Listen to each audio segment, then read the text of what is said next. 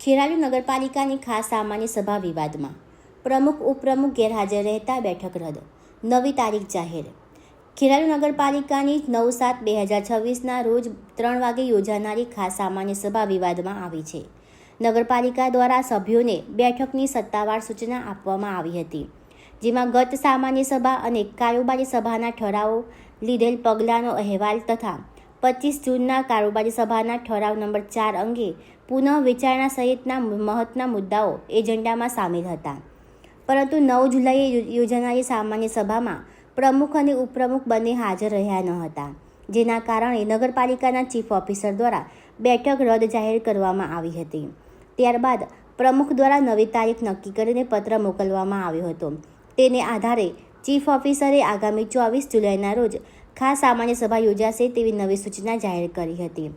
આ સમગ્ર ઘટનાક્રમને લઈને સભ્યોમાં અનેક પ્રકારની ચર્ચાઓ ચાલી રહી છે. ખાસ કરીને નગરપાલિકા કચેરીમાં એસી લગાવવાના કામ સહિતના મુદ્દાઓ ચર્ચાના કેન્દ્રમાં રહ્યા હતા.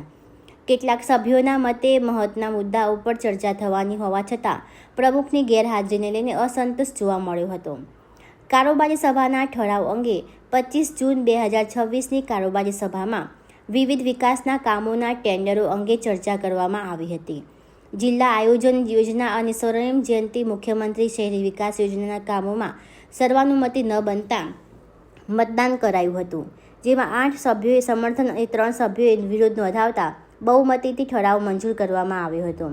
અન્ય કામોના ટેન્ડરો સર્વાનુમતે મંજૂર કરાયા હતા.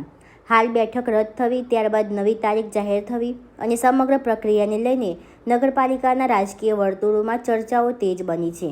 જોકે આ મુદ્દે નગરપાલિકા તરફથી હજુ સુધી કોઈ સત્તાવાર સ્પષ્ટતા કરવામાં આવી નથી. ખેરાલુ નગરપાલિકાની સામાન્ય સભા 6 તારીખના રોજ એજન્ડા નીકાળી અને આજે 9 તારીખના બપોરે 3 કલાકે આયોજિત કરવામાં આવેલી હતી. એ સભા અનિવાર્ય કારણોસર મુલતવી રાખવામાં આવેલી છે. હવે પછી આ સભા 24 જુલાઈના રોજ મળશે. આ સભામાં 5મા નંબરનો એક 4થા નંબરનો જે કારોબારી મીટિંગનો જે મુદ્દો હતો એ મુદ્દા ઉપર કંઈક એના આ મુદ્દે કેમ કેન્સલ થઈ બાબત છે. અનિવાર્ય કારણોસર આ સભા રદ કરવામાં આવેલ છે એવો પ્રમુખશ્રીએ લેખિત હુકમ કરેલ છે અને સામાન્ય સભા થઈ જ નથી એટલે 4 નંબર કે અન્ય કોઈ મુદ્દા ઉપર ચર્ચા જ ન થયેલી હોવાથી એના વિશે કોઈ નિવેદન આપી શકે. કેટલાક સભ્યોએ એવું પણ કીધું હતું કે અંગે અમને કોઈ જાણ મુલતવી રાખવાની કરાઈ નથી. સદસ્યોને જાણ કરવામાં આવી છે. પ્રમુખશ્રીએ લેખિત હુકમ થકી અમને જાણ કરી છે.